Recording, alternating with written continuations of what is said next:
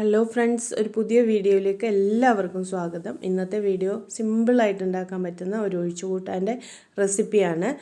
ഇത് 3 തക്കാളി എടുത്തിട്ടുണ്ട്, അതുപോലെ ഒരു പച്ച നേന്ത്രക്കായ്, അതുപോലെ തന്നെ ഒരു കഷ്ണം മത്തൻ, പിന്നെ കുറച്ച് പരിപ്പ് ഞാൻ കഴുകി കുതിർത്തി വെച്ചതാണ് കേട്ടോ. ഒരു 2 കൈപ്പിടി അളവിലുണ്ട്. അതിലേക്ക് 1 സ്പൂൺ ഉപ്പ് ഇട്ട് കൊടുത്ത് 1/4 ടീസ്പൂൺ മഞ്ഞൾപ്പൊടി ഇട്ട് വെള്ളം ഒഴിച്ച് നമുക്ക് നന്നായിട്ടൊന്ന് കുക്ക് ചെയ്യാം. നന്നായിട്ട് തന്നെ കുക്ക് ചെയ്തെടുക്കണം കേട്ടോ.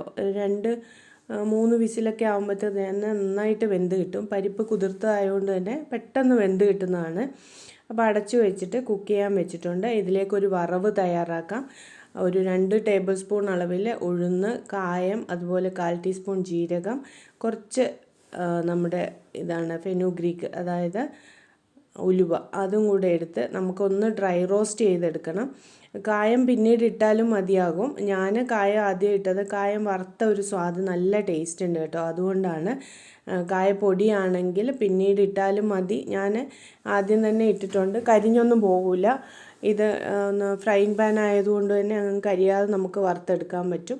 ഒരു ബ്രൗൺ കളർ, ഒരു എന്താ പറയുക, പുളിയുറുമ്പിൻ്റെ നിറം എന്നൊക്കെ പറയില്ലേ, ആ നിറമാകുമ്പോഴത്തേക്കും തീ ഓഫ് ചെയ്തിട്ട് നമുക്ക് ഒരു ടേബിൾ സ്പൂൺ അളവിൽ, ടേബിൾ സ്പൂണാണ് ഞാൻ പറയുന്നത്, ടീസ്പൂണാണ് എടുത്തിരിക്കുന്നത്. അപ്പോൾ 1.5 ടീസ്പൂൺ അളവിൽ മുളക് പൊടി ഇട്ട് കൊടുത്തിട്ടുണ്ട്. കാശ്മീരി ചില്ലി പൗഡറാണ്, അതും കൂടി ഇട്ട് നന്നായിട്ടൊന്ന് ഇളക്കി കൊടുക്കാം.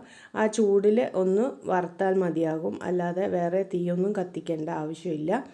എന്നിട്ടിത് നമുക്ക് നന്നായിട്ടൊന്ന് അരച്ചെടുക്കുകയാണ് ചെയ്യുന്നത്. ഞാൻ ഒരു 3 കൈപ്പിടി അളവിൽ തേങ്ങ എടുത്ത് ഈ വറുത്ത വെച്ചതും കൂടെ ഒന്ന് അരച്ചെടുക്കുന്നുണ്ട്. ഒരുപാട് അങ്ങ് മഷി പോലെയൊന്നും അരയണ്ട, ഒരു തരിതരിപ്പോടെ അരഞ്ഞാൽ മതി. കുക്കർ ഞാൻ ഓപ്പൺ ചെയ്ത് നോക്കിയിട്ടുണ്ടായിരുന്നു. നന്നായിട്ട് കഷ്ണങ്ങളൊക്കെ വെന്തുടഞ്ഞിട്ടുണ്ട്. ഇതിന് വേറെ പുളിയൊന്നും ചേർക്കുന്നില്ല കേട്ടോ. അതുകൊണ്ട് തന്നെ ഞാനൊരു 3 തക്കാളി എടുത്തിട്ടുണ്ടായിരുന്നു, മീഡിയം സൈസിൽ.